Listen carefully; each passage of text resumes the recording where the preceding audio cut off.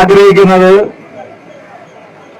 ഈ സമരം കേരളത്തിന്റെ മനസാക്ഷിയുടെ മുമ്പിൽ ഒരു വലിയ ചോദ്യചിഹ്നമായി ഇപ്പോൾ ഉയർന്നു വന്നിരിക്കുകയാണ്.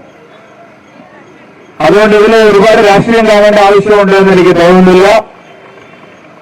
കേരളത്തിലെ ആശാവർക്കർമാർക്ക് കുട മാത്രമാണോ, ഒരു മുത്തം കൂടി കൊടുത്തോ എന്നിന്നലെ ഒരു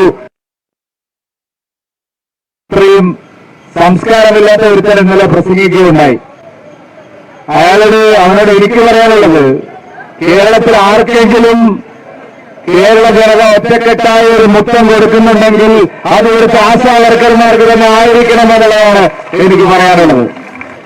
അതിലൊരു അശ്ലീലം കാണേണ്ട ആവശ്യമില്ല, ഒരു തെറ്റായ കാര്യം കാണേണ്ട ആവശ്യമില്ല. കേരളം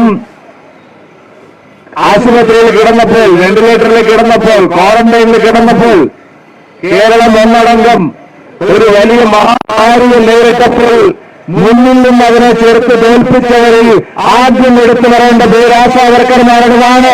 അതുകൊണ്ട് അവർക്ക് മുത്തം കൊടുക്കുന്നതിന് ഒരു തടസ്സവുമില്ല. കേരളം ഒറ്റക്കെട്ടായി അവരെ കെട്ടിപ്പിടിച്ച് മുത്തം കൊടുക്കണം എന്ന് തന്നെയാണ് എനിക്ക് പറയാൻ ആഗ്രഹിക്കുന്നത്, ഞാൻ പറയാൻ സൂചിപ്പിക്കുന്നത്. ഇവിടെ ആശാവർക്കർമാർ മാത്രമല്ല,